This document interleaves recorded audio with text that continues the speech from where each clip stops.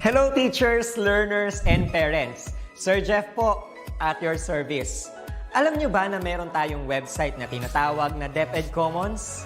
Ang DepEd Commons ay binuo upang gawing accessible ang pagtuturo at pag-aaral dito sa ating bansa gamit lamang ang inyong mga smart devices gaya ng cellphones, tablets, at computers. Dito ay maaari nating ma-access ang iba't ibang learning materials mula sa Department of Education. Meron itong mga interactive materials, electronic self-learning modules, at instructional video lessons mula sa DepEd TV na tiyak na makatutulong sa pag-aaral ng mga mag-aaral galing ka man sa public o private school. Walang problema dahil welcome ang lahat dito. Para ito sa mga guro, magulang at mga mag-aaral mula sa kinder hanggang grade 12, Alternative Learning System o ALS, at pati na rin ang special education. At huwag kang mag-alala dahil kahit walang load ay maaari mong ma-access ang mga learning materials. Tama! Libre ito. Ang kailangan mo lamang gawin ay i-on ang iyong data at buksan lamang ang iyong browser at i-type ang commons.deped.gov.ph. Alam na ba ng iyong mga kasamahang guro o mag-aral ang tungkol sa DepEd Commons? I-share mo na ang video na ito upang matuto rin sila kung paano gagamitin ang DepEd Commons sa mabilis at napakadaling paraan. Muli, ito po si Sir Jeff at kita-kits po tayo sa DepEd Commons. Paalam!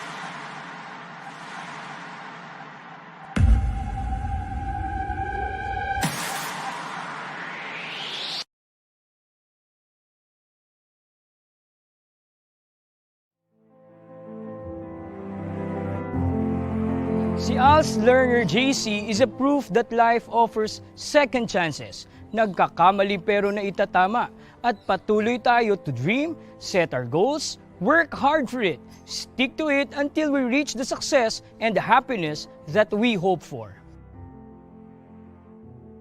Ako po muli si Sir A, ang inyong ALS coach dito lang sa Alternative Learning System sa DepEd TV.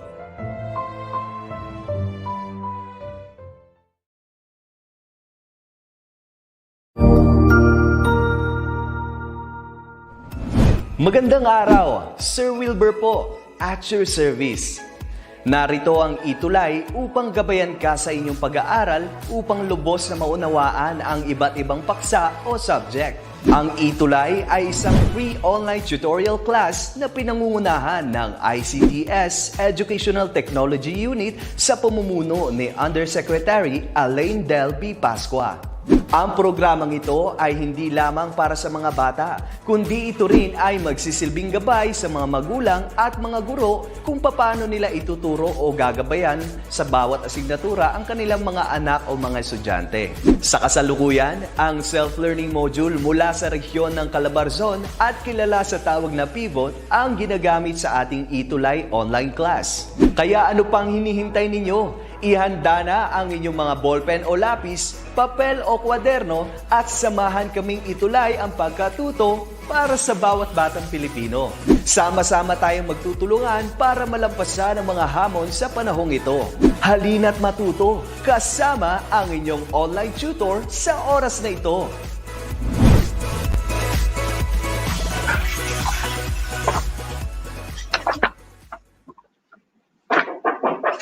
Hello po, magandang hapon po sa inyong lahat. So magandang araw po sa inyong lahat. So binabati ko po ang ating mga manonood, mga magulang, mga guro at higit sa lahat ang ating mga ALS learners mula Luzon, Visayas at Mindanao. So magandang hapon din po sa ating mga manonood mula sa STO Cagayan na si Maria Lerini Morgado.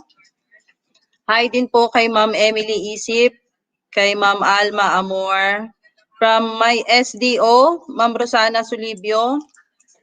Ma'am Maria Montemayor, who's watching from Olongapo City. Hello po, ma'am. Good afternoon po. From Region 2 po, Ma'am Rodora Takayan. From Bliss Elementary School ng Region 4A po, Ma'am Remilyn Kerbin. Hello po, magandang hapon po. Hello po sa inyong lahat. From SDO Isabela, Ma'am Zairine Takagay. Hello po. Good afternoon po. Of course, another from SDO Makati, si Ma'am Dina Benitez. Magandang hapon din po. Ma'am Amelita Alcantara, Ma'am Bessie Kalubay, hello po. And Ma'am Aiza Parahon Cordejo.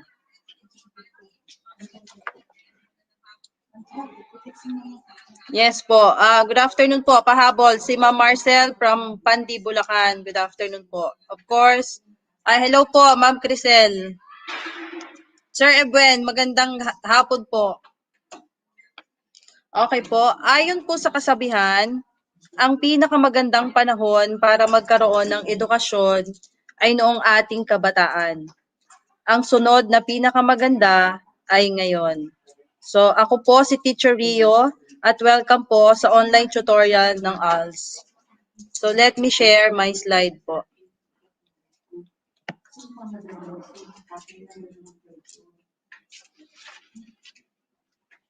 Hello po Ma'am Mailani from Cavite.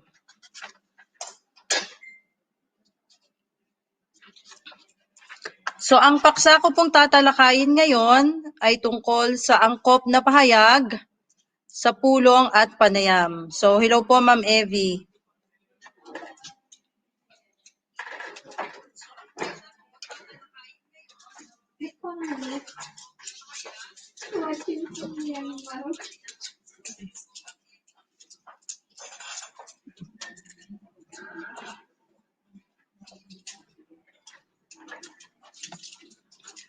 Pagkatapos mong pag-aralan ang module na ito, inaasahang makakaya mo ng gamitin ang mga angkop na pananalita para sa pagpupulong at gamitin ang mga angkop na pananalita sa pakikipagpanayam. So alam na alam po yan ng ating mga viewers, ng ating mga teachers, ng ating mga ALS learners kung paano po ang mga angkop na pananalita sa pagpupulong at pakikipagpanayam. Hello po kay Ma'am Vicky from Kidapawan City po. So bakit nga ba tayo nagpupulong? Para saan ang pagpupulong?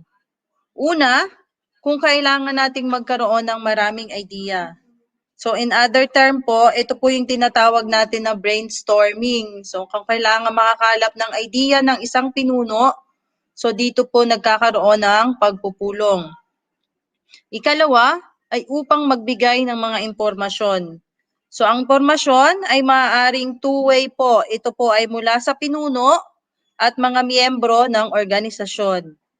Ang ikatlo ay upang magdesisyon na may konsultasyon sa mga kasama sa grupo. So bilang pinuno, ito ay mahalaga sa isang organisasyon. Hindi lang ang desisyon ay nanggagaling sa iyong pinuno. So dapat bilang kasapi ay mayroon din dapat na konsultasyon.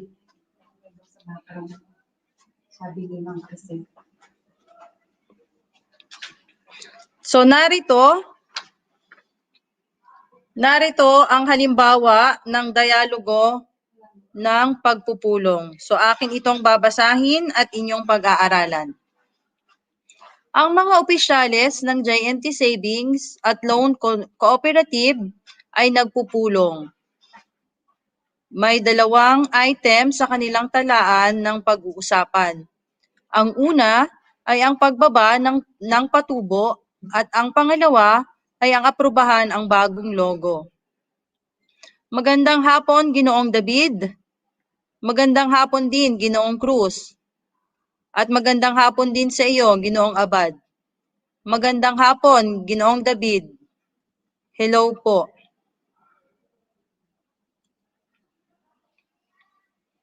Hello, Rapi. Dadalo ka rin ba sa ating pulong? Mabuti pa nga Sana pagkatapos tayo ng maaga, may darating kasi akong mga kamag-anak galing sa probinsya at gusto kong makauwi bago sila dumating. Oo, sige. Tayo na sa loob. Hello po, Sir Jerry Ray from my SDO Makati. Tumahimik na tayo at magsimula na ang ating pulong. May quorum ba tayo, binibining sekretarya? Oo, may quorum tayo, Ginoong Tagapangulo. 10 sa 12 opisyales ng ating kooperatiba ay narito ngayon. Salamat sa inyong pagdalo, binibining sekretarya. Maaari mo bang basahin ang katitikan ng nakaraan nating pulong? Ginoong Tagapangulo, ano yon, Mr. Cruz? Iminumungkahi ko na hindi na kailangang basahin pa ang katitikan ng nakaraan nating pulong. Kakaunti lang ang oras natin ngayon at marami tayong mga mahalagang bagay na dapat pag-usapan. Pinapangalawahan ko ang mungkahi. Kung ganoon, hindi na natin ipapabasa ang katitikan na nakaraan nating mga pulong. Binibining sekretarya. Maaari mo nang basahin ang 2 item sa ating talaan ng pag-uusapan ngayon. May 2 item na kailangang talakayin natin. Ang una ay tungkol sa mga pakiusap ng ilan sa ating mga miyembro ng kooperatiba na babaan ang patubo na ipinapatong sa ating pautang. Ang pangalawa, ang bagong logo ng ating kooperatiba ay handa na at kailangan maaprubahan ngayon. Maaari ba nating matanong sa ating tagapag-iingat yaman ang tungkol sa mga kahilingan ng ating mga miyembro na babaan ang patubo ng pautang? Ang ilan sa ating mga miyembro ay lumapit sa akin tungkol sa patubo ng ating pautang.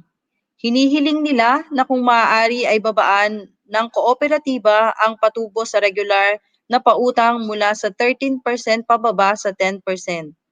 Sinasabi nila na ang kasalukuyang patubo ay masyadong mataas para sa karamihan nating mga miyembro. Gusto mo bang talakayin natin ang bagay na ito, Ginoong Ora? Nagtataas ka ng iyong kamay? Kung ipahintulot ninyo, Ginoong Tagapangulo, ibibigay ko sa iyo ang karapatang magsalita, Ginoong Ora.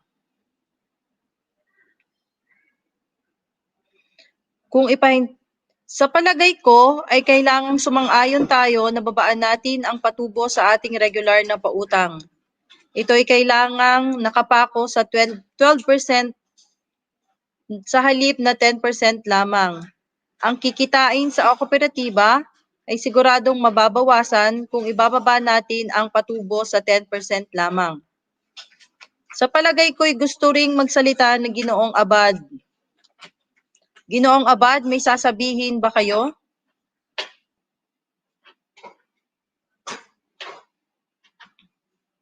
Oo, Ginoong Tagapangulo.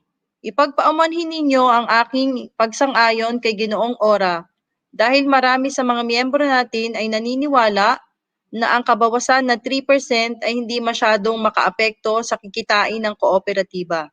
Isa pa, hindi nila masyadong iniintindi ang kinikita na galing sa patubo ng pera nila sa kooperatiba. Gusto nilang makuha ang kanilang pondo kung kailangan nila ang pera. Ginoong Tagapangulo, sumasang-ayon ako kay Ginoong Abad. May mga iba pa bang opinyon tungkol sa bagay na ito? Kung wala na, magbotohan na tayo.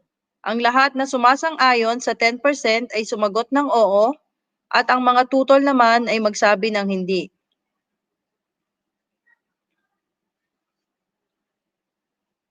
Binibining sekretarya, nabilang mo ba kung ilan ang nagsabi ng oo? Oo, Ginoong Tagapangulo. 7 ang sumang-ayon at 3 naman ang hindi. Ang nanalo ay ang sumang-ayon.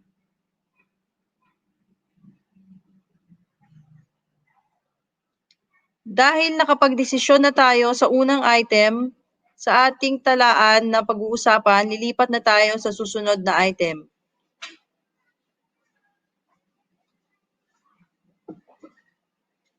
Maaring ngayon ay tapos na ang dialogo tungkol sa pagpupulong. Ngayon ay subukan mong isulat sa simpleng mga pananalita ang kahulugan nito. So hinihingi ko po ang partisipasyon ng aking mga manonood, kagaya po ni Ma'am Marie Kasem ng ALS from Sultan Kudarat. Hello po ma'am, ni Ma'am Panky, ni Ma'am Kimberly, ni Sir Green Morong from SDO Rizal. Hello po. Si Ma'am Jean, si Ma'am Eugene Quirante from Jose Rizal National High School po, and Ma'am Melinda Melo, magandang hapon po. So narito ang mga pananalita. Sa unang bilang, tumahimik na kayo at magsalita na ang ating magsisimula na ang ating pulong.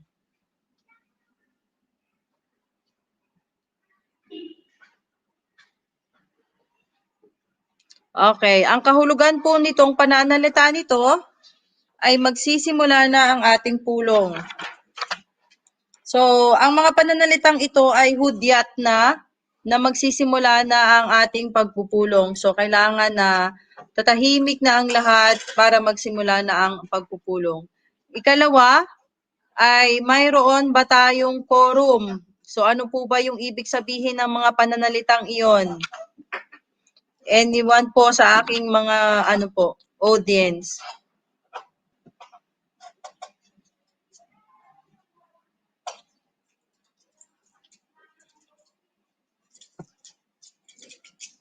Okay po. Ang pangalawa pong ibig sabihin nito ay, ang kahulugan po ng pangalawa ay, nakabuo ba tayo ng kailangang bilang ng miyembrong dadalo para matuloy ang pagtutulong? Tama po si Ma'am Alcantara ng Ma'am Amelita. So, kung may meeting ba tayo po? So, yun po yung sinasabi. So, tama rin po si Ma'am Crisel. Salamat po. Ang sabi po ay, lagpas na po sa kalahating bilang. Opo. Yun po yung ibig sabihin ng mga pananalitang iyon. Number 3, iminumungkahi ko na. So, same with po. Ang kahulugan lang din po nito ay, sa number 3, iminumungkahi. So, ganitong pananalita, so ay may nangangahulugang, may binibigay po na suggestion. Okay po. So, thank you po Ma'am Ninya Moniz kung may nakararami na ang dumalo doon po sa number 2. Okay po. Thank you po. Sa number 4, pinapangalawahan ko ang mungkahi. Sa number 4, pinapangalawahan ko ang mungkahi. Ano po kaya ang kahulugan niyon? Sa aking mga manonood, thank you po for watching. Good afternoon po, Ma'am Rosario Cruta and Ma'am Jenilyn Clarion.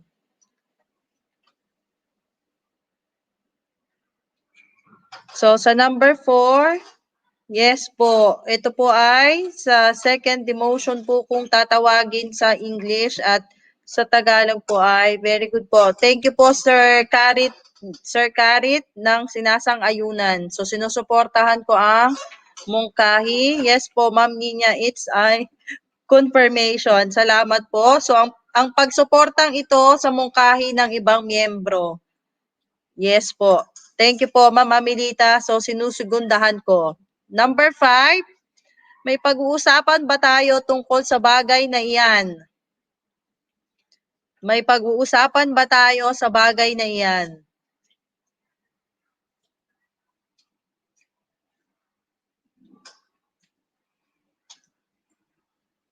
Sige po. Say good afternoon po kay Ma'am Merlinda from Kandahay District po. TNHS ng Kadhay District. So number 5 po, ang kahulugan niyan ay, mayroon bang gustong talakayin pa ang tungkol sa issue o paksa? Salamat po, Ma'am Bessie Kalubay. So ito po ay yung agenda. Okay po, salamat po Ma'am Amelita. So ito po yung mga problema na pag-uusapan. Number 6 po, so magbobotahan na tayo. So ganong pananalita, ano po kaya ang kahulugan nun? Para sa bilang na ika-6,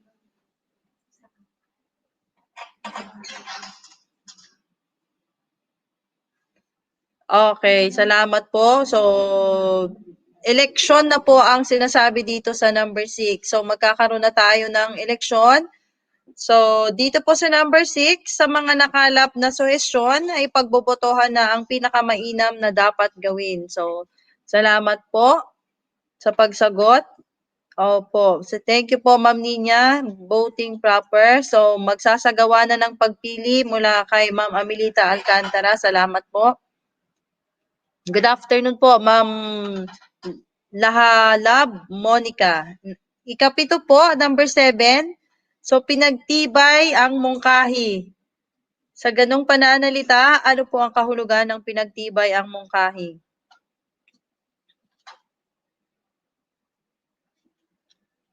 Yes po, Ma'am Katerina, yung pipili na tayo sa election, that's for number 6 po. Salamat po. So, ayon kay Ma'am Dins Benitez, doon daw po sa ikapito ay may napili na.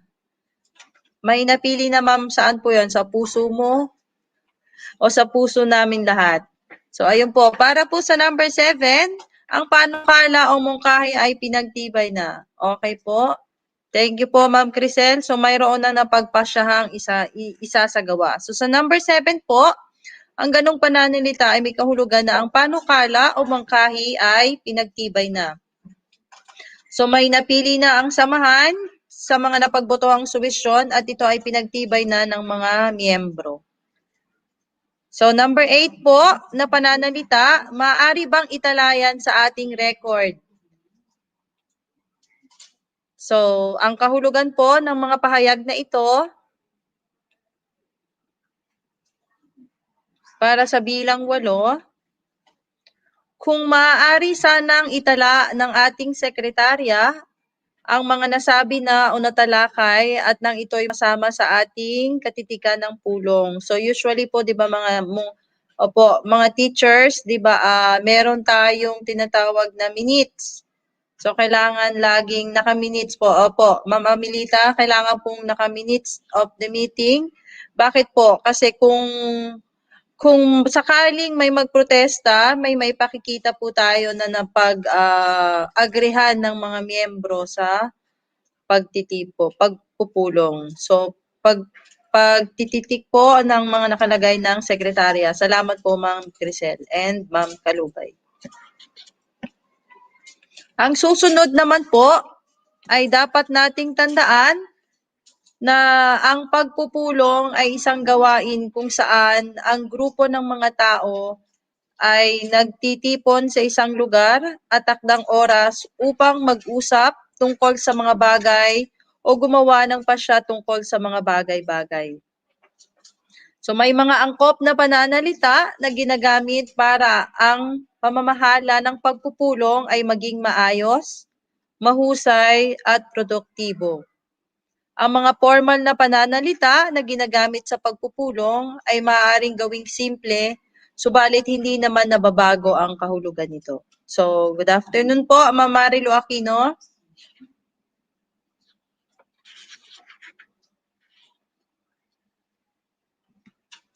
Ang susunod ay ang pakikipagpanayam. Karaniwan nating nakikita sa telebisyon na kinakapanayam ng TV reporter ang mga politiko o mga artista. Kung titignan, madali lang ang pakikipagpanayam. Ito'y dahil sa ang mga reporter o mamahayag ay nagpakabihasa sa pakikipagpanayam. So, mayroon po ulit akong halimbawa ng pakikipagpanayam. Samahan niyo po ulit ako dito.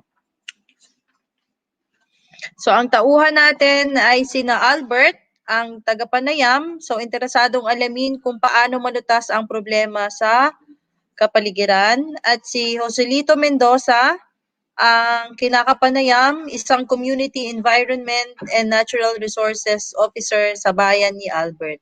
So, magandang hapon po, Ma'am Marilo Aquino and Ma'am Emmy Arabala. Magandang umaga, Ginoong Mendoza. Sana ay hindi ako nakaabala sa inyo dahil sa pakikipagpanayam ko. Hindi naman, maupo ka. Kung hindi kayo tututol, gusto ko sanang ilagay sa tape ang pagpapanayam ko sa inyo para wala akong makaligtaan.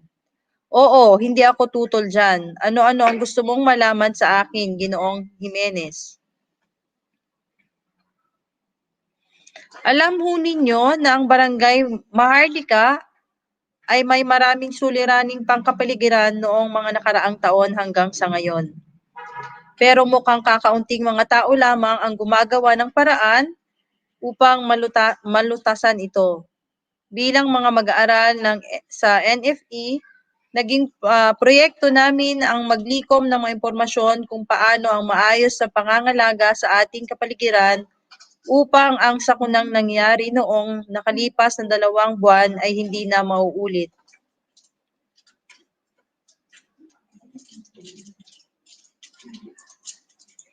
Natutuwa ako at may mga taong naging aktibo sa pangangalaga sa ating mundo. Kailangan ho, kung gusto pa nating mamuhay ng matagal sa ating mundo, ang una nating binibigyan ng pansin ay ating basura. Ito ang dahilan ng maraming sakit. Ito rin ang nakakabara sa ating mga kanal at mga ilog na nagiging dahilan ng pagbaha. So paano natin maiiwasan ang pagdami ng basura?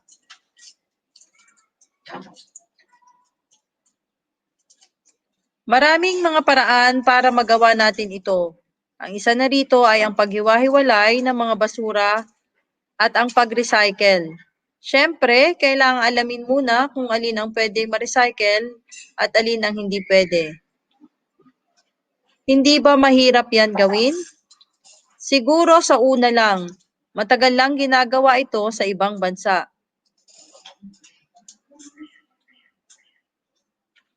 Mababawasan ba ang ating basura kung pipiliin natin ang tamang mga pagkain? Oo, kung ang kakainin natin ay mga prutas at gulay, kakaunti ang mga matitirang basura o mga balat na itatapon. O maaari siguro na wala na tayong itatapon.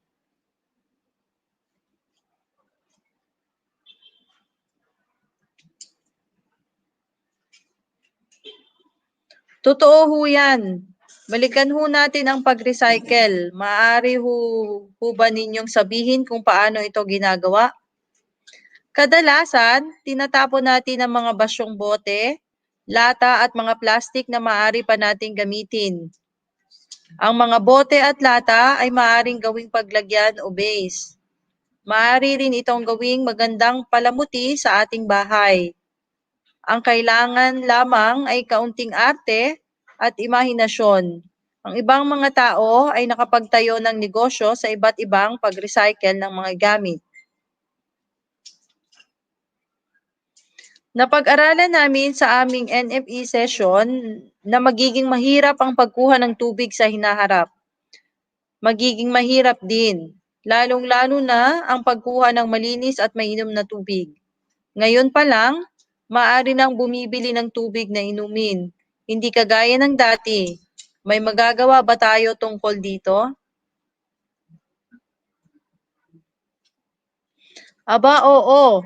Kung pinapanatili nating malinis ang ating kapaligiran, kung hindi tayo nagtatapon ng mga basura sa ilog at kanal, kung hindi natin sinisira ang ating mga kagubatan, kung mapipigil natin ang mga barko sa lokal at sa taga-ibang bansa na magtapon ng kanilang mga dumi sa karagatan, kung magkakaganoon, maaari nating makuhang muli ang mga tubig na naging kaunti na lang sa ibang bahagi ng ating bansa. Ang ating mga magsasaka ay kailangang matutong pumili ng itatanim base sa supply ng tubig. Ang mga tubig na ginamit ng mga industriya ay maaaring ibalik nila sa dating anyo nang ito'y unang gamitin nila. Sila ang may kaya at may perang gagamitin para gawin ito. At para sa mga pribadong mamamayan na katulad natin, gamitin natin ng tama ang tubig sa ating mga bahay.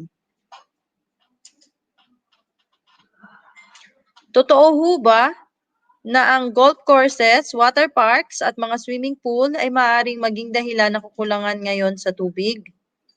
Totoo yan. Ang mga golf courses at swimming pool na nangangailangan ng maraming tubig ay kumukuha ng tubig sa mga mabababaw na ilog, ang nagiging sanhi ng pagkatuyo ng mga ilog na ito. Ano ang pakiramdam ninyo sa pag-uugali ng mga tao sa ating barangay tungkol sa ating kapaligiran?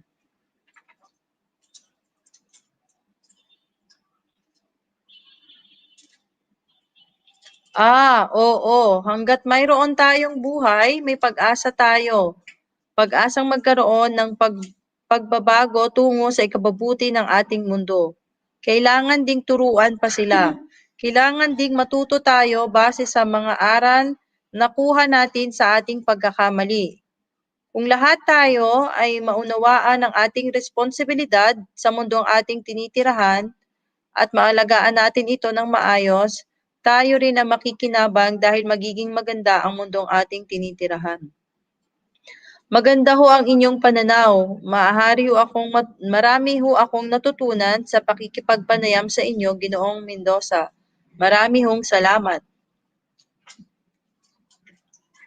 So, doon nagtatapos ang halimbawa ng ating pakikipagpanayam. So, bago ko po ipagpatuloy, nais ko pong batiin si Ma'am Michelle Tongol ng Aloran District, Misamis Occidental Division po. Good afternoon po, ma'am. Si Ma'am Judith, si Princess Basili, Jessa Galagar, magandang hapon po.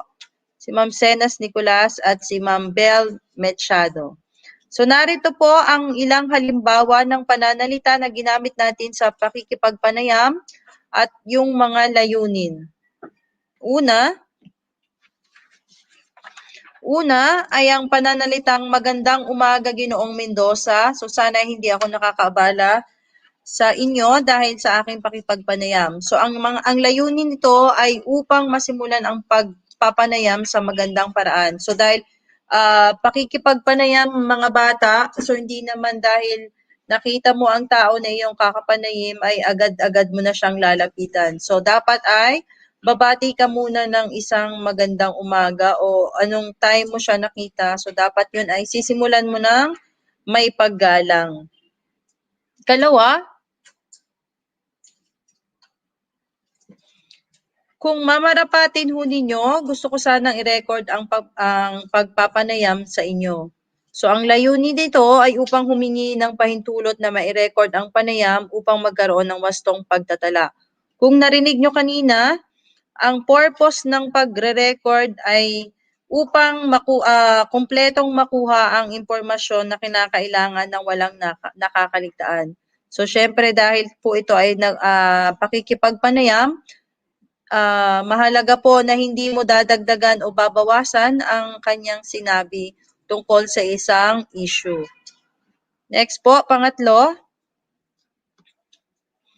Alam naman ho ninyo ang Barangay Maharlika. So kung nagbanggit siya ng lugar, so ang layunin po nito ay upang mabigyan ang kinakapanayam ng impormasyon tungkol sa paksa ng panayam at ng makukuha ng tiyak na mga sagot.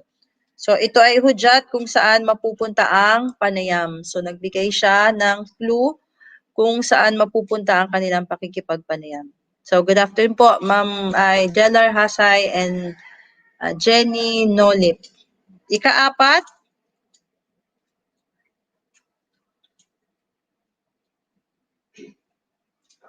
balikan natin ang pag-recycle. So kanina kung nabanggit po iyon sa panayam. So ito ay upang magkaroon ng karagdagang kaalaman tungkol sa paksang unang nabanggit. So parang pagbabalik tanaw po yung kanina na ginawa tungkol doon sa unang panayam. So hello po Ma'am Jenny Soberano watching from Murcia, Negros Occidental. Hello po ma'am, magandang hapon po. Ma'am Jenny Pilon. At ikalima, ano ang pakiramdam ninyo tungkol sa? So ito pong pananalitang ito ay may layunin upang makuha ang opinyon o ideya ng kinakapanayam. So ito po ay upang makakuha ng mga karagdagang idea o suggestion sa iyong kinakapanayam. So mahalaga po na pakikiramdaman din natin ang ating kinakapanayam tungkol sa issue. So, syempre may mga tao din minsan na medyo sensitive sila sa ganong bagay. So, bilang ikaw ang reporter, so dapat alam mo kung saan siya medyo sensitive na bagay. So, maiiwasan mo na siya na tanungin tungkol sa bagay na yun. At ika-anim, marami ho akong natutunan sa pakikipagpanayam sa inyo, Ginoong Mendoza. Pinapasalamatan ko ho kayo. So ito ay may layunin na para tapusin ang pakikipagpanayam at pagbibigay ng pasalamat sa panahon ng kooperasyong binigay ng inyong nakapanayam. So ito ay yung hudyat na tinatapos mo na ang pagpapanayam at sinasabi mong marami kang natutunan. So bilang reporter, hindi mo naman sasabihin na wala akong natutunan. So laging sinasabi na marami akong natutunan at maaaring gamitin ito sa ipang hinaharap. So, good afternoon po, Warlita Codilla.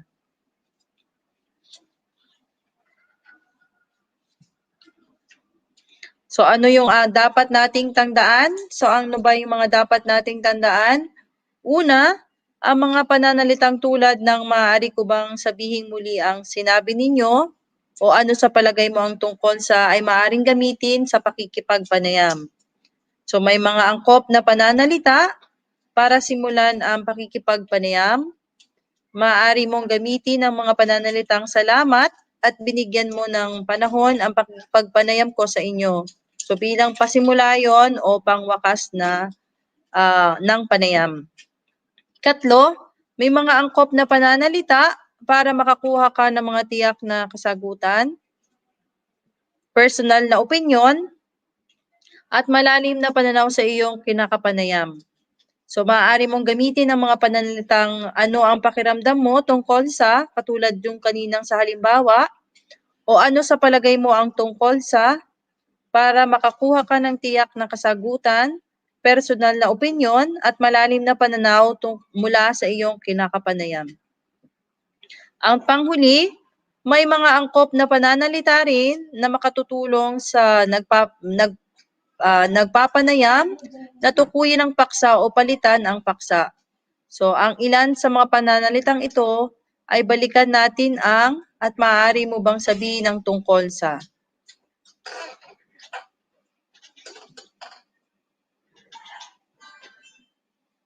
So, dyan po nagtatapos ang ating online tutorials ng ALS Learning Strand 1 Filipino na may paksa angkop na pahayag sa mga pulong at panayam. So, muli po, ako po si Teacher Rio, ang inyong online tutorial tuwing Lunes, alas 5 hanggang alas 6 ng hapon. So, magandang hapon po ulit sa aking mga manonood. Maraming salamat po sa DepEd Philippines at naitulay po natin itong oras na ito para sa ating mga ALS learners ng Luzon, Visayas at Mindanao. Magandang hapon po sa inyong lahat.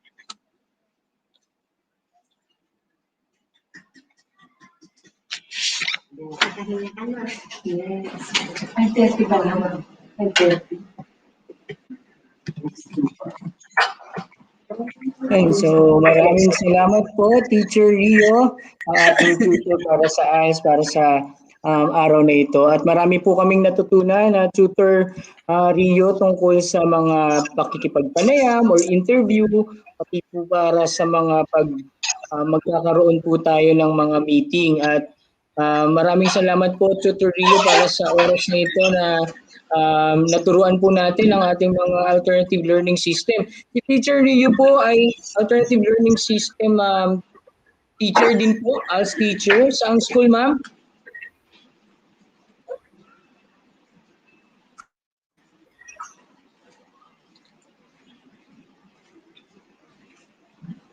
Ma'am Rio? Opo, sir. ALS teacher din po ako. Sa Makati, ma'am, no? SDO Makati. Opo, from SDO Makati po.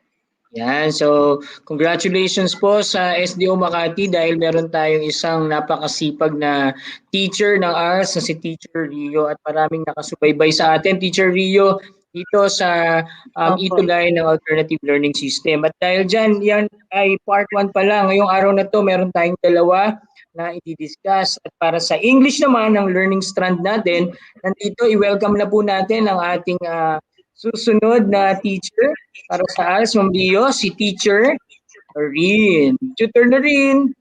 Hello, Hi! Teacher Noreen. Magandang hapon po. Namaaga ako. Good afternoon, everyone. Ayan, so Naririnig ba ako, Tutor, sir?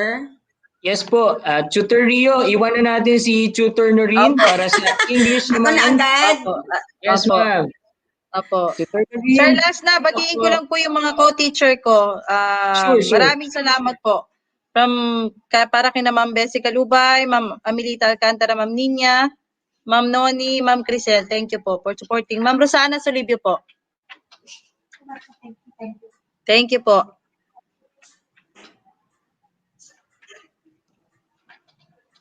Yeah, so habang pine-prepare po natin ang mga presentation ni Ma'am Noreen, meron lang po tayong ilang paalala para sa ating mga teachers sa Luzon, Okay, Visayas, sir. Mindanao na nakatutok dito sa ating ETULay. Ito po. Okay, sir. Goodbye. Bye po. Good day, this is Teacher Rowan. I'll be your guide in exploring Google Apps for education, for teaching and learning. In Google for Education, teachers can connect and collaborate easily while staying on task. It gives teachers the freedom to spend more time personalizing the learning experience and less time managing it. Students can learn essential skills such as 21st century problem solving, which they can use it in their future careers. As such, the accessibility features will also help and assist every learner to do their best work. Google offers different useful applications that we can use to connect education to technology. This will help our teachers as a 21st century educators to innovate and find ways on how to make teaching and learning more exciting, engaging, effective, and flexible to the demands of the society. Let's re-explore the education experience by discovering new angles to create, collaborate, and communicate as one. Para sa bata, para sa bayan, at para sa guro. Ang pagkatuto huwag gawing komplikado. Sulong edukalidad.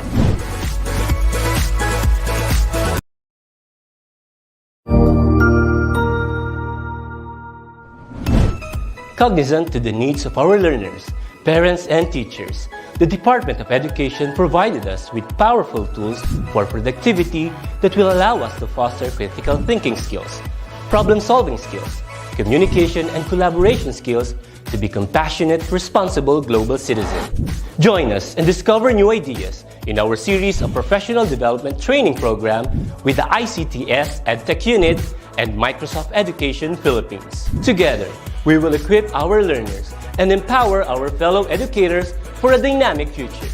Para sa bata, para sa bayan, at para sa guro. Sulong edukalidad.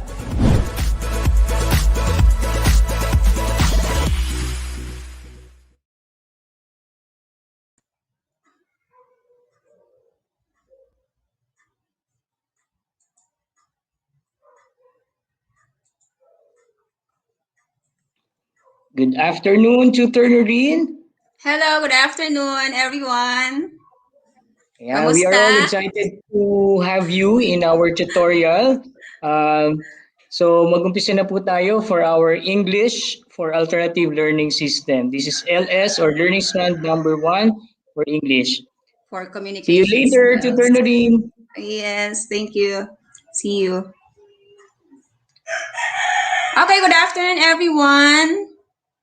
Good afternoon, students.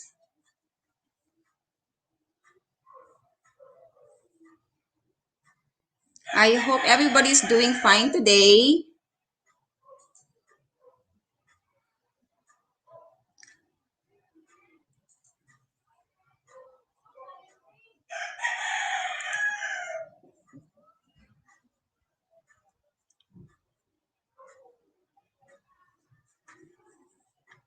Wait lang po ha.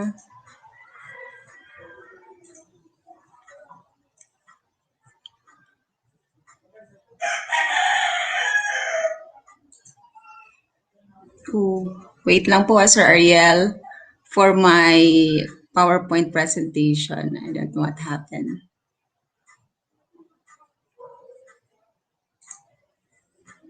Okay.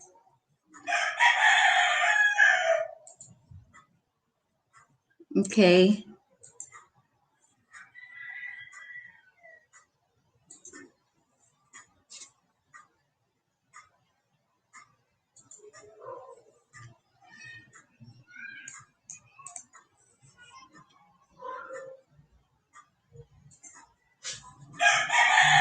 Sir Ariel, can I be seen?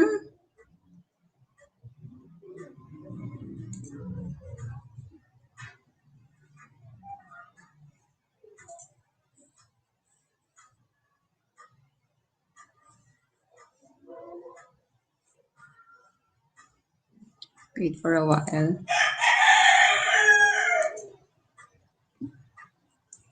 Okay. Ma'am Nurin, ako na lang po mag-present. Yes, sir. I Okay. think ikaw na mas mabilis. Okay. Sige, Hindi ko ma'am. alam. Nangangapa Okay. pa ako sa isang laptop ko. Okay. Okay. Ready? I'll have to stop share, ha? Okay.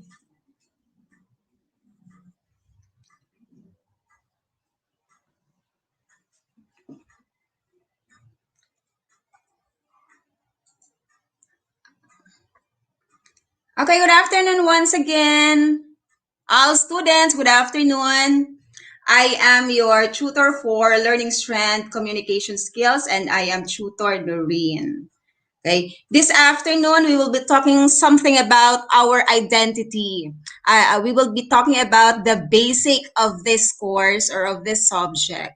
Okay, so the title of our module or lesson for today is A Language of Our Own. So this afternoon we will be talking about the language that we have and the importance of being proud of our language. Next slide, sir. Okay, the learning target for this afternoon, there are only 3. Explain the importance of a national language for a country such as the Philippines. And discuss the selection, development of Filipino as our national language. And the last one is explain the significance of English and of local dialects. Okay, next slide. Before we go to our lesson proper, allow me to sing, or you'll have to sing with me. This is a very familiar song, of course. The title is Ako'y Isang Pinoy. Okay, so we don't have accompaniment, so I'll be singing for you, and I hope somehow you'll have to sing with me too. Okay. So this is before we go to our lesson proper, because this has something to do with the language. Okay. Okay. Okay. Ako isang Pinoy. Just bear with my voice. Okay. Ako'y isang Pinoy sa puso't diwa. Pinoy na isinilang sa ating bansa. Ako'y hindi sanay sa wika ng mga banyaga. Ako'y Pinoy na mayroong sariling wika. Wikang pambansa, ang tangi kong salita. Bayan kong sinilangan, hangad kong lagi ay kalayaan. Sigat Jose Rizal nooy nagwika. Siya ay nangaral sa ating bansa. Ang hindi marunong magmahal sa sariling wika ay higit pa ang amoy sa mabahong isda. Okay? When you try to sing this song, what is the emotion after singing it? Sige nga, tingnan ko yung mga audience natin para naman para interactive ang dating natin. Ano yung feeling after singing this song? I know as I sang the song, somehow there is this hymn in your mind and you go along with me. Ano yung emotion after it? It talks about our language, right? It is written in Filipino, kaya damang-dama siya. Okay? So, good afternoon. Good afternoon, Ma'am Says. Okay. Say it, please. Okay, I have here the next slide. Okay? The next slide. I have here 7 or make it 8 items. I want you to tell me or give me through the comment box. Tell me the language in Pampanga. Yes, magmahal sa sariling wika. That's true, Belladonna.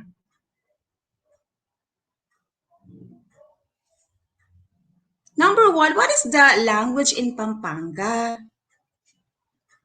Anyone from the viewers? Ano yung salita ng mga taga Pampanga? Parang late dumarating ang comment sa akin.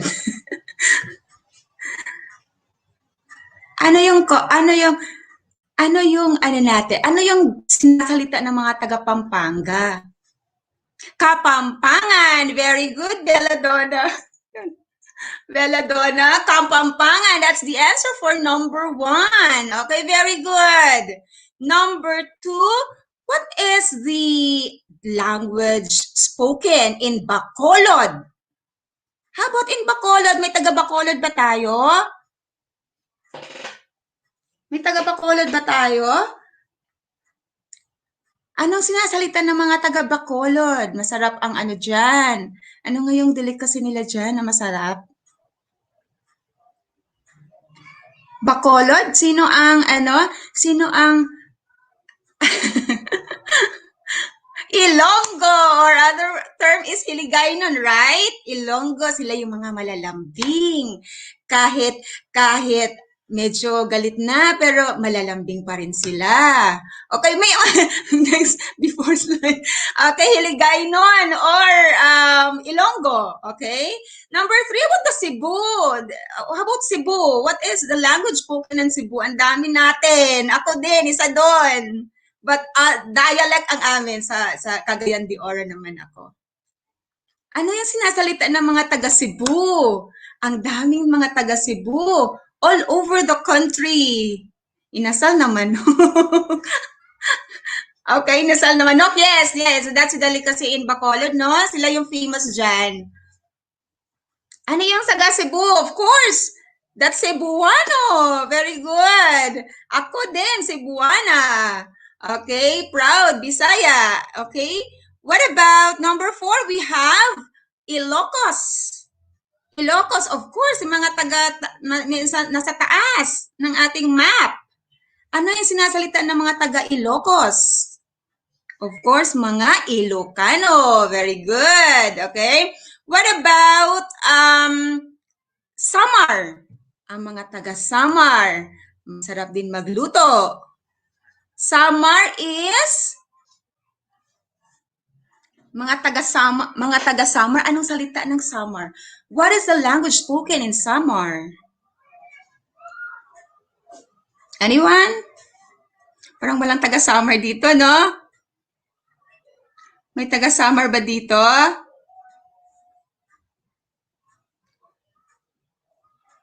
Ang mga Samar ay Waray. Okay? Mga Waray. Bisaya din. Yes, partly. May mga parts sila na Bisaya. Pero they call their dialect as Waray. Okay? May mga parts, may mga words lang din na parang Bisaya. Anyway, geographically speaking, ang lapit lang din naman nila ng mga taga Cebu, tsaka Samar. Magkalapit-lapit lang mga islands niyan. Okay? Bisaya. Okay, next, let's go to Pangasinan. What is the language spoken in Pangasinan? Ano lang language ng mga Pangasinan? Ilocano pa rin ba? Ano? Taga Pangasinan? Anybody from Pangasinan? Ang Pangasinan, they still call their language there as Pangasinan. Or Pangalatok. Yes, Pangalatok, that's their dialect also. Part of the place, they call their dialect as Pangalatok. Later, we will know the difference between language and dialect. Okay? Now, let's proceed to Bicol. Agay to Bicol. Mga raming taga Bicol dito. Masarap magluto ng Bicol Express. Panggalatok. Taga Bicol, they call their language as Bicol din. Okay? Manila, here. In NCR, of course, we speak Tagalog. We speak Tagalog. Bicol, Bicolana, Bicolano. Okay, very good. Next slide, sir. Thank you for cooperating. Let's have the recap of the answers for number 1. Number 1, Pampanga. Their language there is Pampanga or Kampampangan. Okay, Pampango, other term for that. Number 2, Bacolod. They have Hiligaynon and or Ilonggo. Okay? Ilonggo. Number 3, Cebu. Of course, Cebuano. Number 4 is Ilocos, Ilocano. Number 6, 5 is Samar. Their language there is Waray. Pangasinan, Bicol, Manila. We have Tagalog. Okay? Thank you so much. All these are only the major languages that we have in the Philippines. Okay? Okay, let's try to have this short clips or short selection that will tell us how amazing people understand one another using the language. Even if we have so many languages all over the Philippines, but how come we are still able to communicate with one another effectively and efficiently? Okay, let's have this. Okay, I'll have to read and then you'll have to follow. I hope there are all students watching us. You may listen and watch this tutorial so that you could easily answer your module. Okay. Hi, my name is Nena. I am from Butuan, Mindanao. I am a student here in Metro Manila. I live in this boarding house with my schoolmates who come from different parts of the Philippines. Come on, I'll give you a tour. Okay, tour daw tayo ni Nena. Okay, in Butuan, we speak Cebuano. Okay? But here in Manila, I have met people from different parts of the country who speak different languages and dialects. So, parang lang tayo. Okay? Magandang umaga. Gusto mo ba ng mangga? Okay, this is Minda. She is from Batangas and she speaks Tagalog. Okay, malawak ang scope ng Tagalog kasi. Salamat, Minda. Next slide, sir. Okay. Ami is from Ilocos Sur. She speaks Ilocano. She loves to cook papaitan, a special Ilocano dish. Her roommate, Lila, is from Bicol and speaks Bicolano. Lila likes to cook spicy dishes like Bicol Express, ang sarap, and laing. These two are the best of friends. Let's continue. Okay, ilang girls na ang na-mention natin? Next slide po. Okay, this is room 4, or we're now in room 4. The 3 girls who stay here speak different languages. Karina is from Marawi and speaks Maranao. Leslie is from Samar and speaks Waray. Anna, who is from Pampanga, speaks Pampango or Kapampangan. These 3 love to tell ghost stories at night. Okay, next slide. I think the last one. Okay. We are like big family here in our boarding house. We like studying together and telling each other stories after meals. We tell each other our problems and also give each other advice. Hello, Ma'am Luisa Evangelista Prado. Next slide po, sir. I know what you're thinking. The story mentioned a lot of girls from different parts of the Philippines, and also they speak different languages. If we come from different places and speak different languages, how do we understand one another? No, ang hirap, no? We try to when we try to think of it, it's like it's amazing how how we communicate with other people with different languages. Okay, continue. Okay, that's my grade for the girls mentioned. Next slide, sir. Okay. Wait po. Okay, can you name the girls mentioned in the story?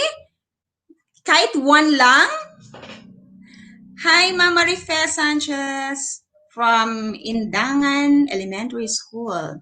Anybody who can recall 1 out of 7 girls mentioned in the story? Meron ba? Ami. Okay, very good. Who else?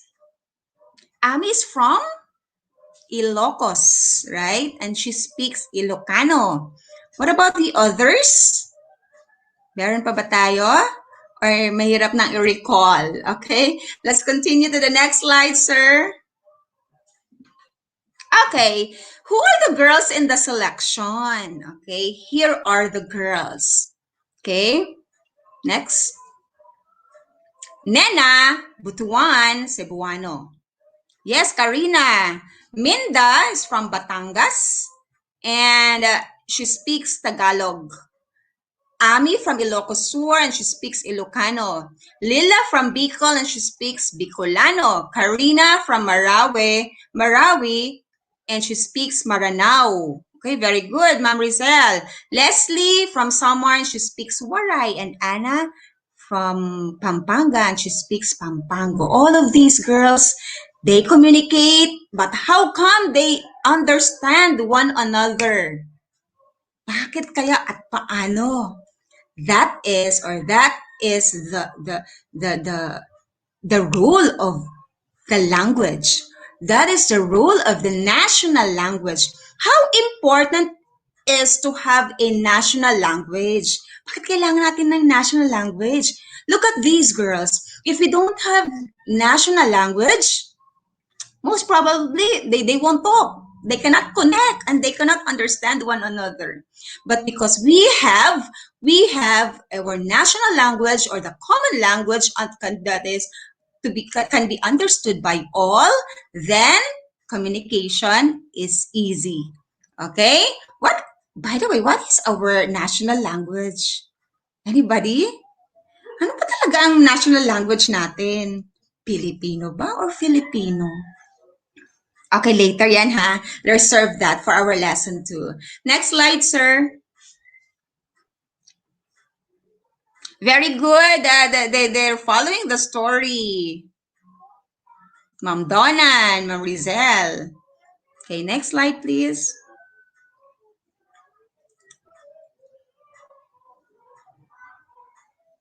While waiting, mag-shout out muna tayo ah.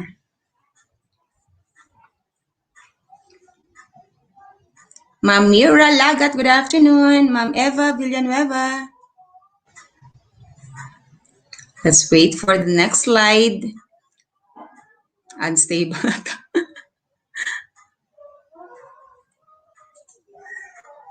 We'll wait for the next slide.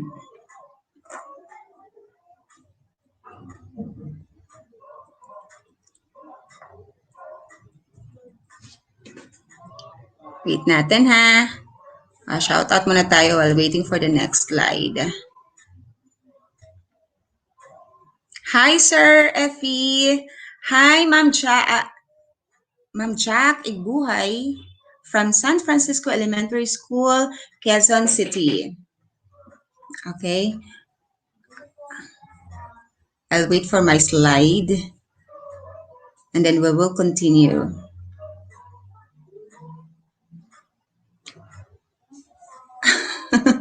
Okay, that's it. Okay. Where are we? Okay, for the girls, and those are mentioned already. Hi, Ma'am Merly, Ma'am A. I miss you. Okay, language. Now we previously a while ago we've been talking about languages or the dialects that we speak in the Philippines. There are a lot. Okay, there are a lot. Okay, what is language, sir? Sir po ako, ma'am. Ay, sir. Sorry, Sir Jack. Good afternoon, Sir Jack.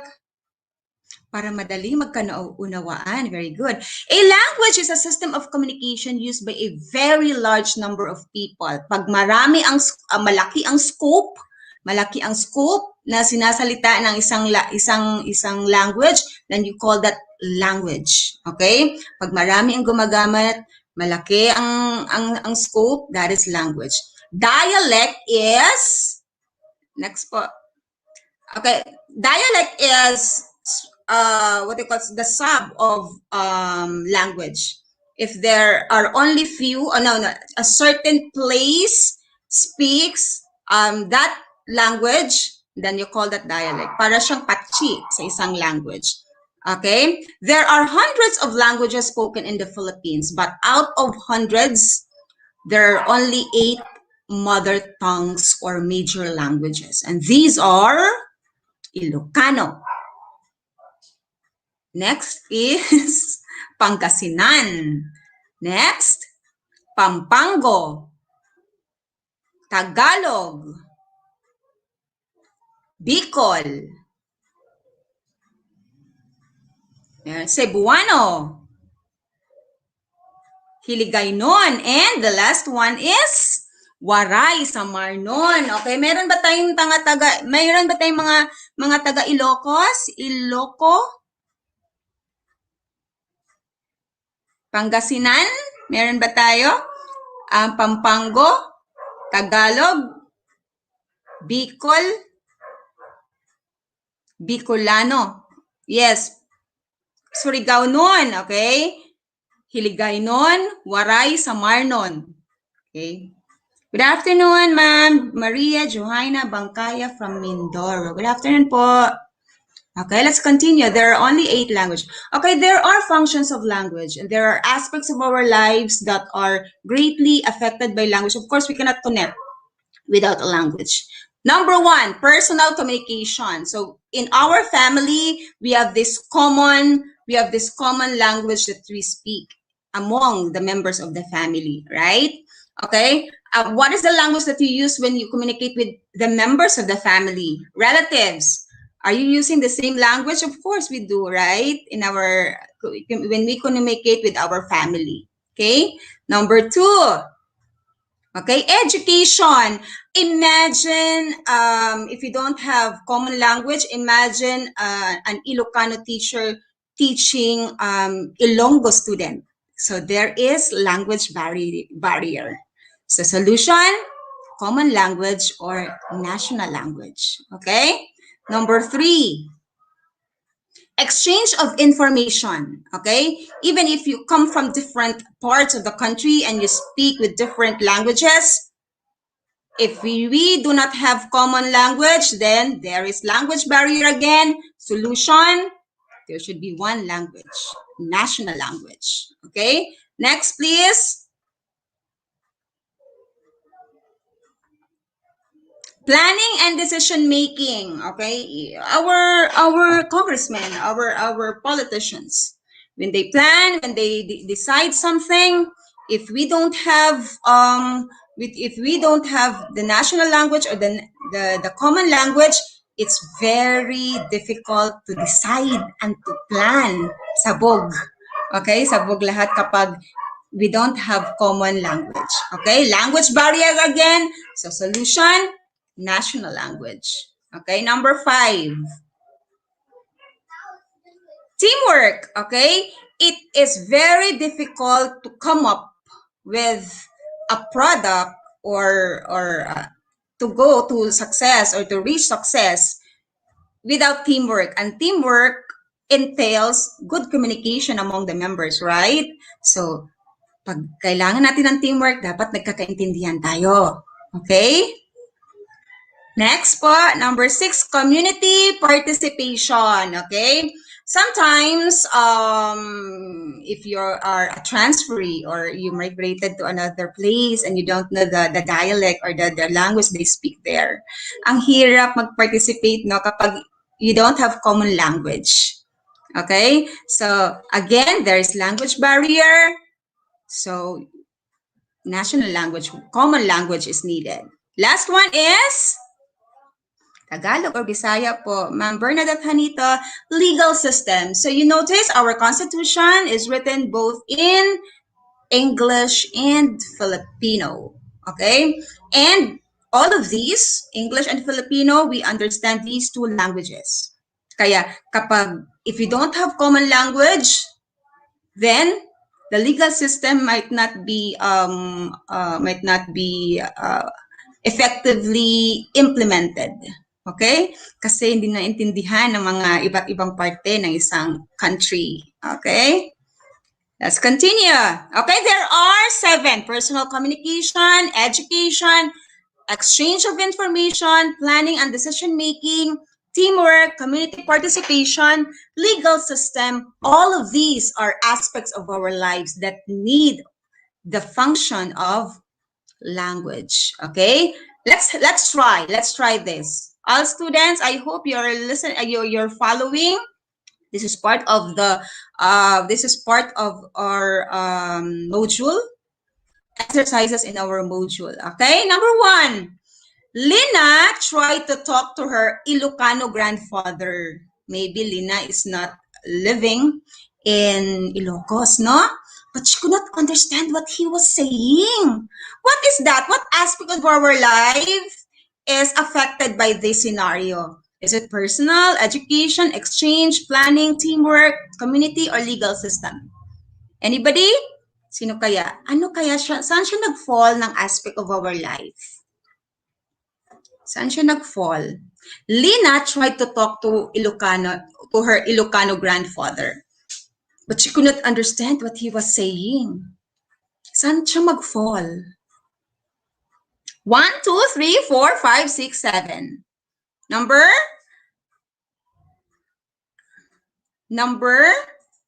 Personal communication. That's number 1. That's correct. Good job, Ma'am Sylvia and Ma'am Rizel. Very active to si na Ma'am Rizel kasi Ma'am Sylvia. So that is part of our personal communication. If it involves with our family, especially those who are not living with us or they live in another part of the country. Okay. Next, number 2. Okay, Perla has just transferred to her new school in Cebu. Ay, she's confused as to what her teacher is saying. No, ang hirap aralin kasi yung Bisaya eh. Right? Kasi parang but siya, medyo complicated. But once you start learning the language, mabilis na lang, okay? She's confused as to what her teacher is saying because her teacher is using Cebuano in her instructions. Where does it fall? Hi, Ma'am Pilar, watching from Muntinlupa. Where does it fall? This one. Number 2, education. Ma'am Sylvia, Ma'am Yvonne. Ma'am Yvonne, Ma'am Yvonne, David Mallorca. Number 2 po, Ma'am Eva Villanueva. I'm also Villanueva. I'm Villanueva Polo. Okay? Number 2, very good. Ang dami, yehey! Oo, Villanueva din ako. Okay? Let's have the next one. Number 6, community participation. No. Okay, next. Next slide, please. Mang Ramon, a businessman in Pangasinan, is in Bacolod to attend a seminar on new breeds of mangoes. Much to his surprise and confusion, the main speaker spoke in Ilonggo, a language that he does not understand. Ayan, ang hirap, no? Hi, Sir Rod Marquez. Sir Rod. Where does it fall? What aspect of our life kaya ito? May language barrier. pag ganitong scenario natin. He's a businessman attending a seminar in Bacolod. Hi, Ma'am Joan Lynn from Rodriguez, Rizal. Where does it fall? Personal communication, education, community participation, exchange of information. Maybe exchange of information, of course. Yes, exchange of information. Because he attends to this seminar so that he could have information how to make a new breed of mangoes, no? Number 6, community participation. Mas nag-fall siya sa number 3. Okay? Let's have the next one, sir. In a seminar, ito na. Okay? That Faye attended, the participants were grouped and given a task to perform. When she found the group to which she belonged, she found out that she and her group mates were from different regions in the Philippines, and they all spoke different languages. Their problem was how they would work together. Oh, which one? That's very easy, ha? Nandiyan na. What number is that? Number 5, teamwork. Okay, number 4, Okay, number 5, teamwork. Okay, let's have the last one, I think. The last one. Okay. Okay, that's it. Okay. Language is already part of our system. It's already part of our being a human being. Without the language, ano tayo? Right? Sign language maybe, right? Okay. What is our national language ba talaga?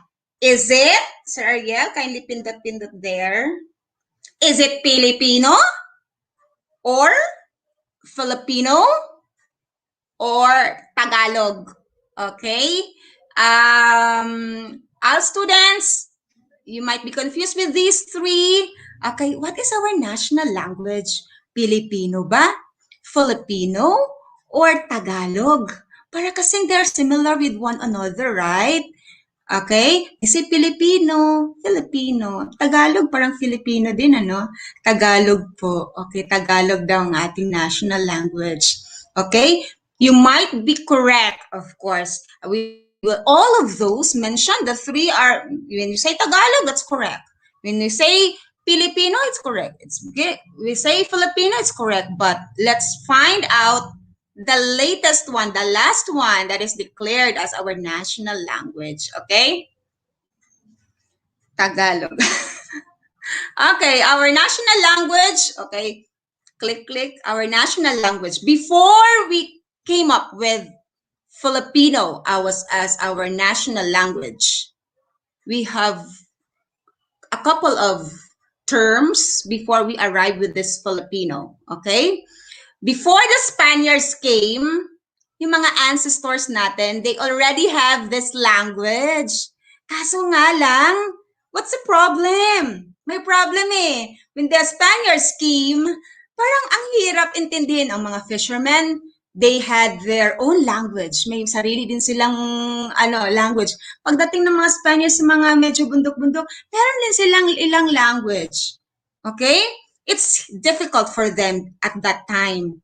What did they do? What did the Spaniards do?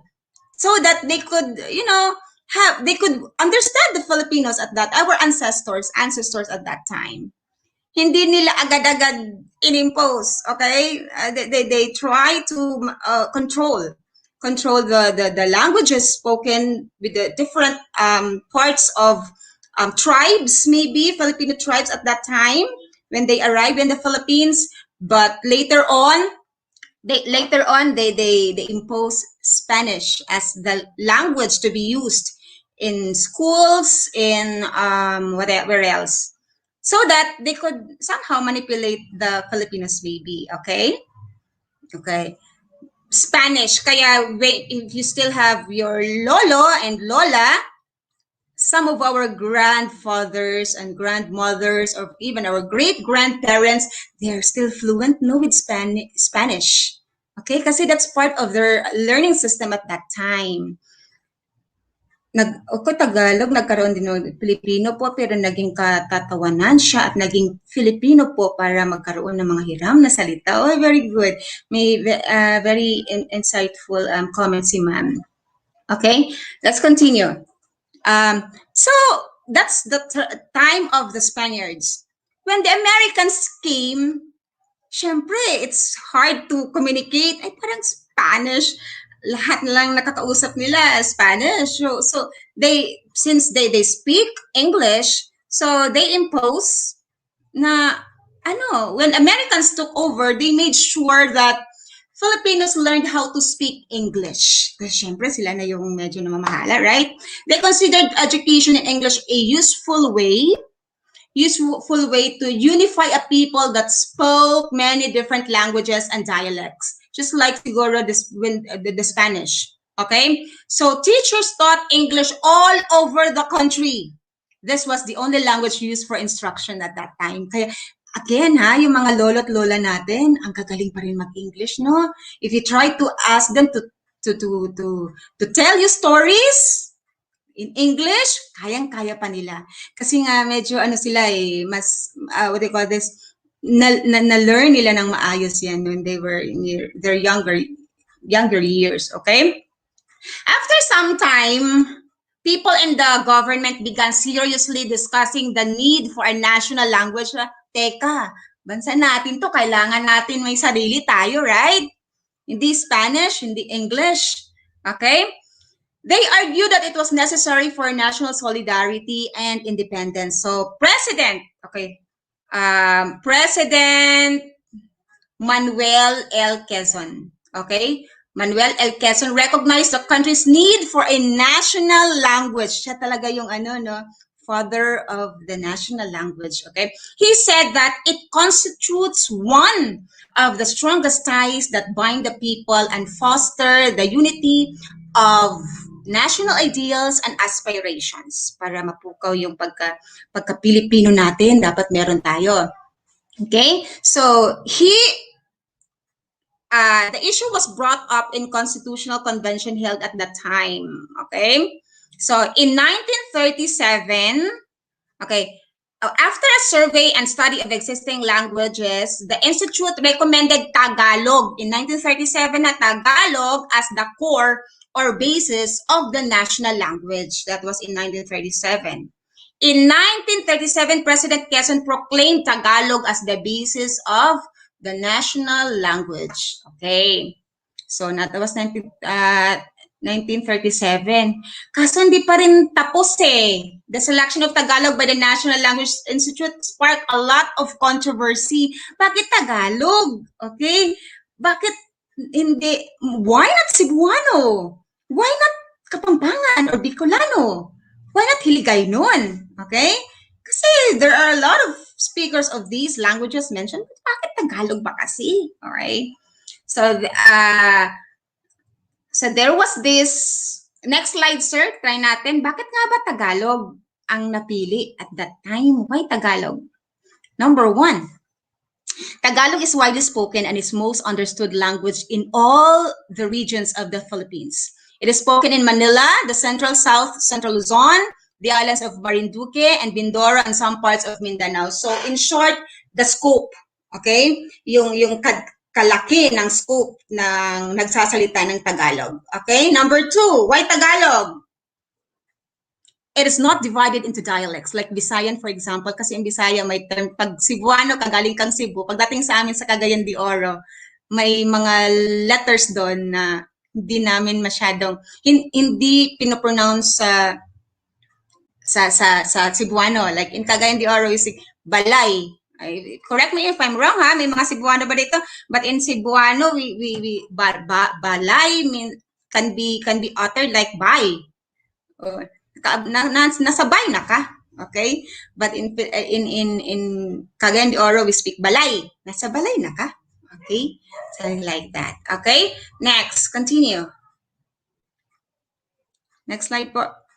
Tagalog was the large language of the Revolution and the Katipunan, two events in our history that we can truly be proud of. So, kaya Tagalog ang pinopose ni Manuel L. Quezon. Tagalog has always been the language of Manila, the capital city. Okay? Next. But, marami pa rin nag-object eh. Hindi Tagalog kasi hirap eh. Hirap ng Tagalog, okay? Paano kasi? There are Tagalog words na ang hirap bigkasin, right? Next slide, sir, yung the third one. The third slide after. Okay, let's say salumpwet means chair. Tagalog, that's Tagalog. Salumpwet, the Tagalog term for chair. Salimpawpaw, airplane. Sipnayan means mathematics. Alam mo sometimes say, binigyan ako ng salumpwet sa Salimpawpaw upang mag-aral ng sipnayan. Parang ang mahirap siyang parang ang sobrang lalim. So, to make this, to solve this problem, so nagkaroon ngayon ng twist. Kasi ang Tagalog is masyadong deep. Masyadong deep siya. Okay? So, from Tagalog, nagiging Filipino. Kasi ang Filipino ngayon is already a combination of, there are already terms na with hango derived from the English language like aeroplano. So in Filipino we say aeroplano for airplane. So parang magkatunog halos siya sa airplane kaysa salimpawpaw. Okay? Salimpawpaw. So from Tagalog, balik tayo dun sa sir, illustration natin. From Tagalog, nagiging Filipino siya in 1959. Hango pa rin siya sa Tagalog na term. Okay? From 1959, in 1973, okay, to show that the national language is not really Tagalog, but just based on it, it was named Filipino in 1959. Filipino was gradually introduced as the medium of instruction all over the country. Okay? The bilingual languages. Okay? But in 1973, ito na, yung 1973, the 1973 Constitution stated that the new language is to be called Filipino, should be developed and eventually adopted as the common national language of the Philippines, which was officially declared in 1987 Constitution that our language, our national language is to be called Filipino. Okay? Kaya yan siya, nagkaroon pa siya ng mga twist-twist hanggang makarating siya dyan sa Filipino na yan.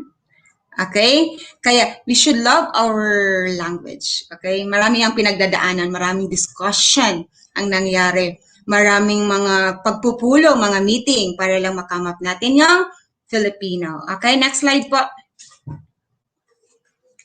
Okay. Next po. Okay, let's try. Even before the Spaniards came, our ancestors were already speaking a common language. Tama? Correct or incorrect? Hi, Ma'am Jocelyn Fabregas. Correct or incorrect? Even before the Spaniards came, our ancestors were already speaking a common language. Just like I mentioned earlier. May mga language na ba sila, yung mga ancestors natin? Yes or no? That is correct. Our ancestors had already their own language at that time. Okay. Okay. The blank Constitution proclaimed Filipino the national language of the Philippines. What year was that? Anong year yun? Okay. Anong year yun na Filipino was proclaimed as our official national language of the Philippines? 19? Anong constitution yon? Hi, ma'am. Good evening po. Ma'am Jonalyn Honra. Ano yan? Anong constitution yan? Proclaimed Filipino or the official language? 1973, but the official one is the 1987 Constitution. Okay? Yun yung officially declared in the Constitution, yung 1987 natin na Constitution. Okay? Are you still following? Okay, let's continue. Konti na lang. Okay, let's remember. Let's have a recap. I hope all students now can are following, and then you can move to your module, and then you may answer the rest of the activities there. Okay, let's remember, a language is a system of communication used by a great number of people.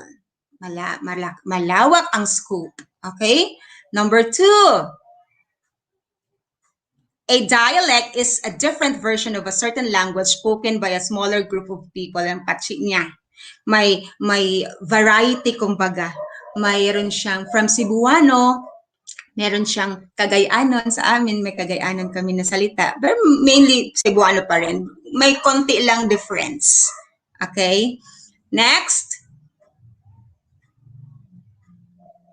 There are 8 major languages spoken in the Philippines, ha, students? All students, these are Ilocano, Pangasinan, Pampango, Tagalog, Bicol, or Bicolano, Cebuano, Hiligaynon, and Waray Samarnon. Okay? Watching from Tugib Integrated School, Ma'am Corazon. Next po. Okay, let's remember, ha? A national language can help us in the following ways. Number 1,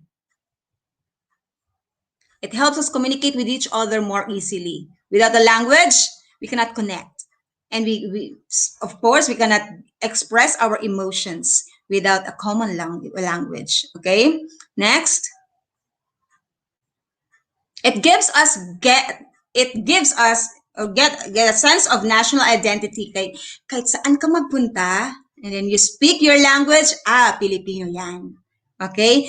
That is our identity. Okay, that we should be proud of being a Filipino, and we should, even if we go to other parts of the world, kahit saang lupalop ka man mapunta, please do not forget the language that gives you identity in this world, and that is Filipino. A national language can help us help in the social, economic, and political growth of our country, because business relies on good communication. Para ma-boost yung economy natin. So it helps us sustain this chaotic world. Kung wala tayong, may barrier tayo sa language, medyo mahirap tayong makasustain, especially in the time of pandemic. Okay, next one. Okay, let's see. A new national language was developed in 1930s, but because it was based on Tagalog, many non-Tagalog speakers did not accept it. Kaya nagiging Filipino and then Filipino. Okay? President Manuel L. Quezon is the father of the national language. Teacher, pag nakalimutan po ng mga students yung mga nasabi, i-google lang po nila. Okay, that is part of being, what do you call this, distance, that's part of distance learning, by the way. The national language was named Filipino in 1959. Okay.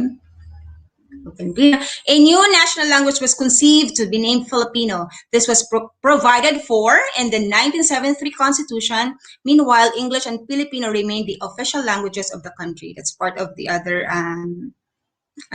other discussion. Next po, sir.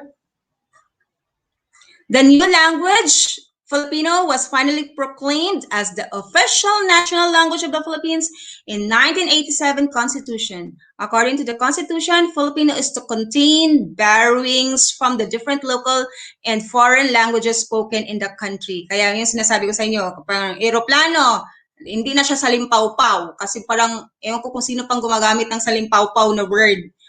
Dumating na bang ating salimpaw-paw? Parang ang hirap, no? But that is, we should be proud that we know these words, yung mga Tagalog talaga na pure Tagalog. Okay? Next po. Okay, that comprise our lesson 1 and lesson 2 for the lesson A Language of Our Own. Next meeting, doon naman tayo sa lesson 3 and 4. Okay? So, that ends our online tutorial, by the way, this afternoon. And thank you, ha? Late na po kayo.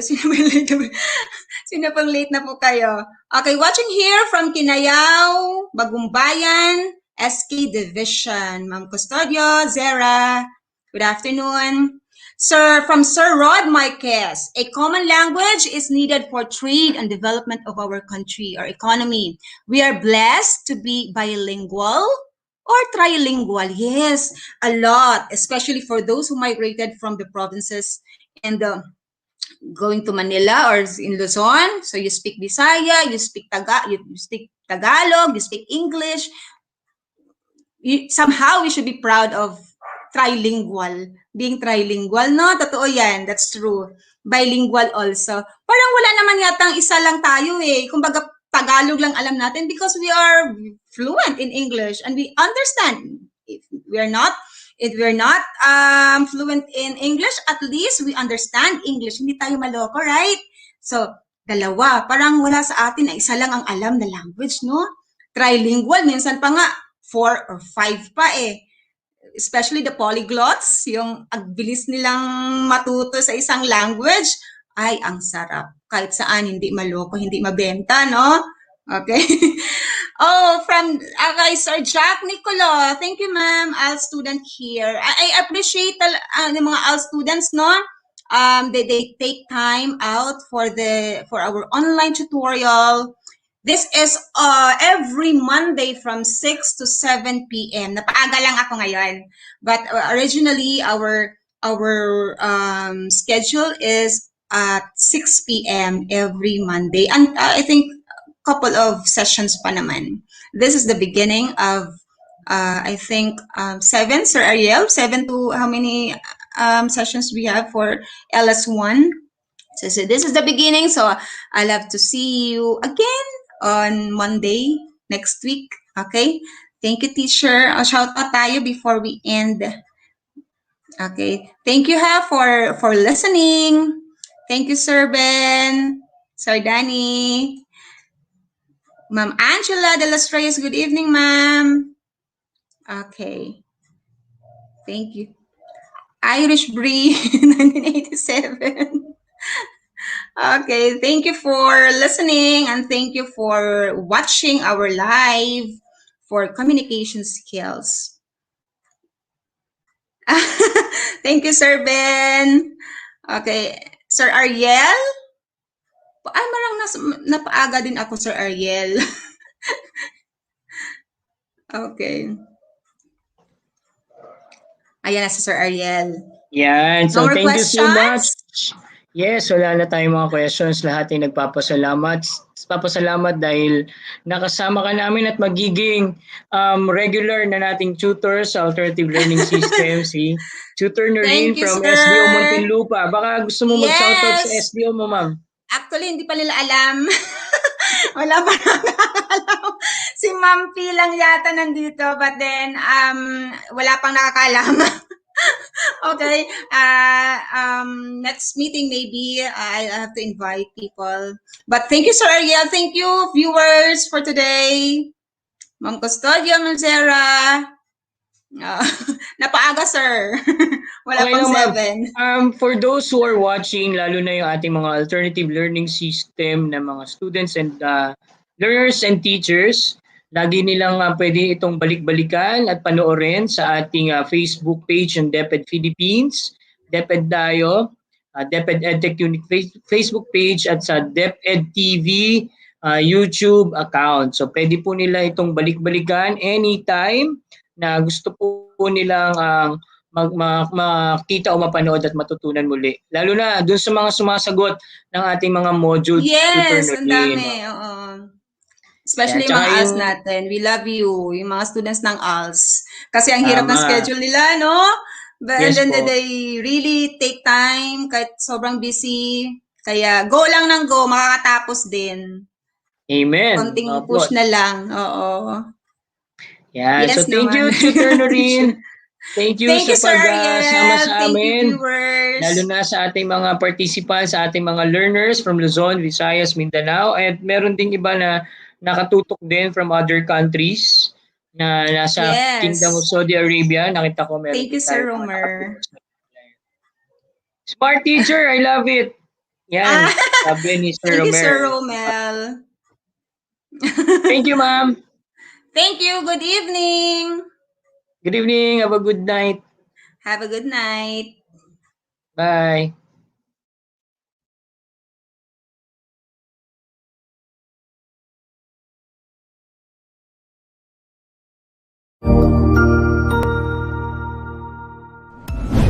Sigurado ako na marami ka na namang natutuhan sa ating ETULay tutorial session ngayong araw. Tandaan, ito ay hindi lamang para sa ating mga mag-aaral, kundi pati rin sa ating mga minamahal na guro at mga magulang na kaagapay natin para maituloy ang pagkatuto sa kabila ng nararanasang pandemya. Patuloy ding sumubaybay sa DepEd TV para sa mga araling ginawang video episodes. Mapapanood ito mula Lunes hanggang Sabado, alas 7 ng umaga hanggang alas 7 ng gabi sa inyong mga telebisyon. Abangan bukas mula 1:00 ng tanghali ang iba pang aralin sa ating ETULay free online tutorial session sa mathematics. I-like and subscribe at manatiling nakasubaybay sa ating ETULay tutorial session sa DepEd Edtech Unit FB page at Educational Technology Unit channel sa YouTube at sa DepEd Tayo at DepEd Philippines social media accounts. Paalam!